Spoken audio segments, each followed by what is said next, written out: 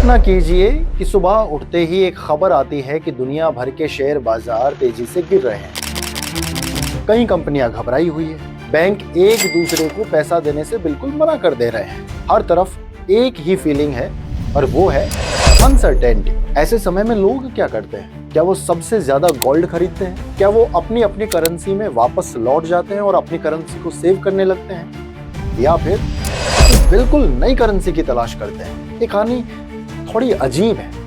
इतिहास कई बार उल्टी तस्वीरें दिखाता है। जब दुनिया डरती है तब अक्सर डॉलर की मांग बढ़ जाती है। 2008 की वैश्विक वित्तीय उथल-पुथल में भी यही हुआ और मार्च 2020 में जब महामारी ने पूरी दुनिया को अचानक रोक दिया, तब भी कई देशों और वित्तीय संस्थानों को डॉलर लिक्विडिटी की जरूरत महसूस हुई।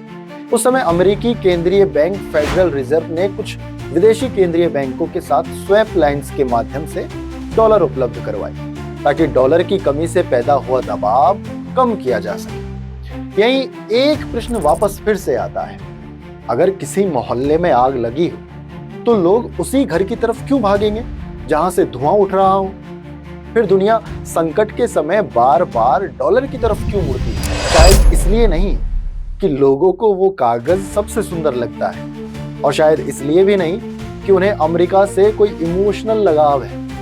सोचिए, अगर आपने किसी से उधार लिया और लौटाना भी उसी चीज में हो जिसमें उधार लिया था, तो उस समय पसंद मायने नहीं रखती, जरूरत रखती है। दुनिया के बहुत से व्यापार, बहुत सा कर्ज और अनगिनत फाइनेंशियल कॉन्ट्रैक्ट्स पहले से डॉलर में लिखे जा चुके हैं। इसलिए संकट के समय सिर्फ ट्रस्ट नहीं दौड़ता, जरूरत भी दौड़ती है। लेकिन यहीं से एक और प्रश्न आता है, कागज वहीं रहता है, शाई भी वहीं है, फिर सवाल यह है उसे किसी भी करेंसी में लिखा जा सकता था, तो फिर उसे डॉलर में ही क्यों लिखा गया? देखिए, पैसा कोई वस्तु नहीं होता, वो एक प्रॉमिस होता है, एक अधूरा वादा होता है। एक छोटा सा प्रयोग करते हैं। मान लीजिए कि आप किसी चाय की दुकान पर बैठे हुए हैं, चाय बन चुकी है, जेब में एक भी रुपया नगद नहीं है। कोई बात नहीं, यूपीआई तो है, फोन पे है, गूगल पे है।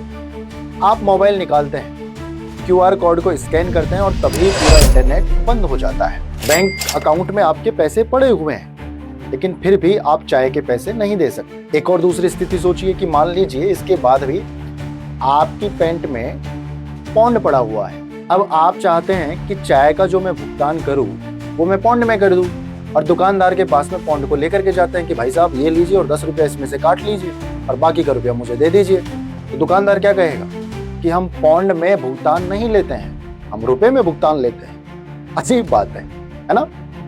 पैसे आपके हैं, अकाउंट में पड़े हुए हैं, जेब में पौंड भी पड़ा हुआ है, लेकिन वो किसी काम के नहीं है। तब जाकर के पहली बार ये फील होता है कि यार, पैसा सिर्फ वो नहीं है जो आपके अकाउंट में पड़ा हुआ है। पैसा वो है जिसे सामने वाला बिना झिझक के स्वीकार कर ले। अब एक दूसरा सीन सोचते हैं कि घर की कोई पुरानी अलमारी है और उसे साफ करते हुए आपको 20 साल पुरानी किसी बंद हो चुकी कंपनी का एक गिफ्ट वाउचर मिल जाता है। कागज बिल्कुल सही है, उसका रंग भी नहीं उड़ा है, लेकिन मोहल्ले का किराने वाला उसे देखकर बस मुस्कुरा देता है। उसकी कोई कीमत नहीं है। क्यों? क्योंकि उस कागज ने अभी तक अपनी छपाई को नहीं खोया। उसमें जो लिखा हुआ था वो साफ साफ लिखा हुआ है। उसने लोगों का ट्रस्ट खो दिया है। यहीं से एक तस्वीर साफ होती है कि पैसा कभी अकेला काम नहीं करता, उसे हमेशा दो लोगों की जरूरत होती है। एक जो उसे देना चाहता है, दूसरा जो बिना सोचे उसे एक्सेप्ट कर ले, स्वीकार कर ले। और दोनों के मन में एक ही भरोसा होता है कि अगला आदमी भी इसे एक्सेप्ट कर लेगा। यानी हम सिर्फ नोट पर भरोसा नहीं करते, हम उस भरोसे पर भरोसा करते हैं जो दूसरे लोग भी उसी नोट पर करते हैं। यही वजह है कि आज हमारी जेब में जितना पैसा दिखाई देता है, उससे कहीं ज्यादा पैसा सिर्फ डिजिटल रिकॉर्ड्स, बैंक अकाउंट्स और ट्रांजैक्शंस के रूप में मौजूद है। वो दिखता नहीं है, लेकिन हर दिन काम करता है। अगर आप पीछे मुड़ करके देखें इतिहास में, तो पैसे का रूप बदलता गया है, करेंसी का रूप बदलता रहा है। कभी सिक्के आए, कभी धातु आई, कभी लिखे हुए दावे आए, फिर बैंक अकाउंट आया, और आज फोन पे, गूगल पे, डिजिटल बैलेंस आया। सब बदल गया है। सिर्फ एक चीज नहीं बदली, वो है भरोसा कि सामने वाला इसे एक्सेप्ट कर लेगा। शायद इसी वजह से पैसा कोई वस्तु नहीं है, ये एक व्यवस्था है, एक सिस्टम है, एक ऐसा मौन समझौता है जिसे करोड़ों लोग हर दिन निभाते हैं बिना किसी एक दूसरे से मिले हुए। अब यहीं से कहानी थोड़ी सी पेचीदा होने लगती है। अगर पैसा आखिरकार ट्रस्ट का दूसरा नाम है, तो दुनिया ने सबसे ज्यादा ट्रस्ट डॉलर पर ही क्यों किया, किसी और करेंसी पर क्यों नहीं किया? ऐसा इसलिए क्योंकि अमेरिका बहुत बड़ा है, उसके पास में पावर बहुत ज्यादा है?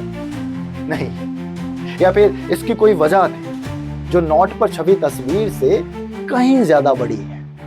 मान लीजिए आपके मोहल्ले में एक पुरानी मिठाई की दुकान है और सालों से लोग वहीं से मिठाई खरीद रहे हैं। फिर एक सुबह दुकान वाला अपने बोर्ड को बदल देता है, उस पर लिखा हुआ नाम भी बदल देता है। आपको क्या लगता है कि अब तो लोग आना बंद कर देंगे क्योंकि नाम को बदल दिया गया है? लेकिन अगले दिन जब आप दुकान पर जाकर के देखते हैं तो दुकान पहले की तरह भरी हुई है। क्यों? क्या लोग उस बोर्ड पर भरोसा करते थे या उन सालों पर भरोसा करते थे जिनमें उन्होंने उस दुकान को कभी उन्हें निराश करते नहीं देखा? 1971 में भी कुछ ऐसा ही हुआ। सेकेंड वर्ल्ड वॉर के बाद बनी व्यवस्था में एक बड़ा वादा था, एक प्रॉमिस था। डॉलर को एक तय दर पर गोल्ड से जोड़ दिया गया। कितना गोल्ड होगा तो उस समय डॉलर की ये रेट होगी। दुनिया के लिए सिर्फ एक नियम नहीं था, ये उस पूरी व्यवस्था की नींव के जैसा था। फिर आया 15 अगस्त 1971।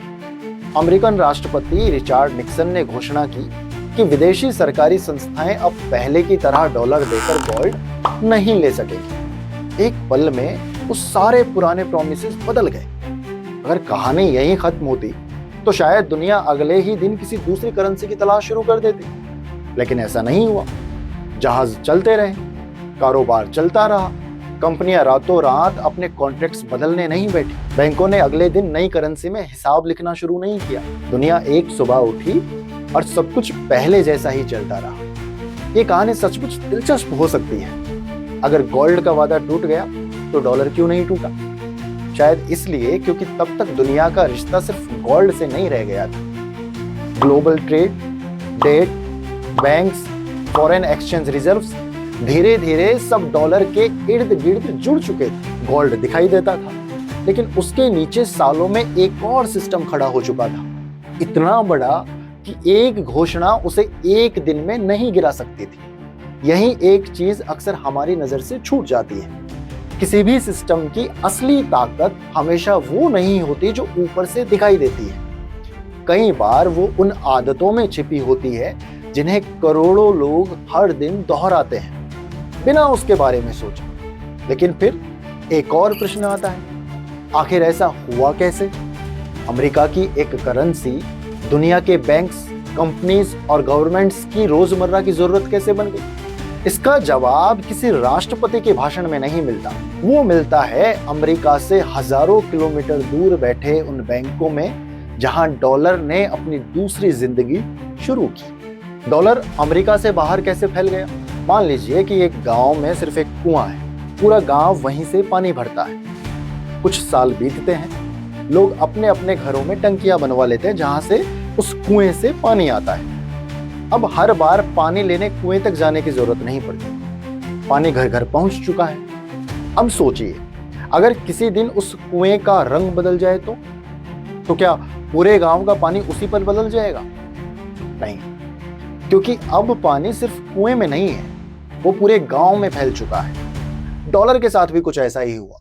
ज्यादातर लोग सोचते हैं कि डॉलर मतलब अमेरिका, लेकिन 20वीं सदी के बीच तक कहानी बदल चुकी थी। अमेरिका के बाहर के बैंक डॉलर में डिपॉजिट्स ले रहे थे, डॉलर में लोन्स दे रहे थे और इंटरनेशनल ट्रेड का हिसाब भी डॉलर में रख रहे थे। यानी डॉलर अब सिर्फ अमेरिका की करेंसी नहीं रह गया था, वो दुनिया की बैलेंस शीट पर जगह बना चुका था। यहीं से असली बदलाव शुरू हुआ। मान लीजिए भारत का एक व्यापारी किसी दूसरे देश से सामान खरीदना चाहता है। उसे ऐसी करेंसी चाहिए जिसे दोनों आसानी से एक्सेप्ट कर ले। बैंक भी उसी करेंसी में लोन देने लगते हैं, इंश्योरेंस भी उसी से आसानी से हो जाता है। फिर अगला व्यापारी वही रास्ता चुनता है, फिर अगला, फिर अगला।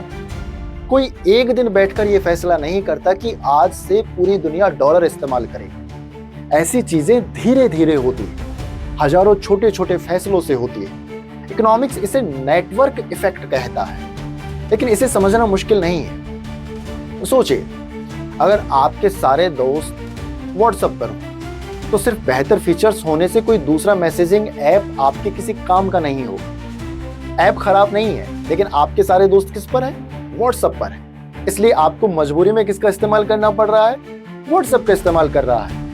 लेकिन जो दूसरा ऐप है जिसको आप यूज करना चाहते हो, उसके फीचर्स और भी बढ़िया है।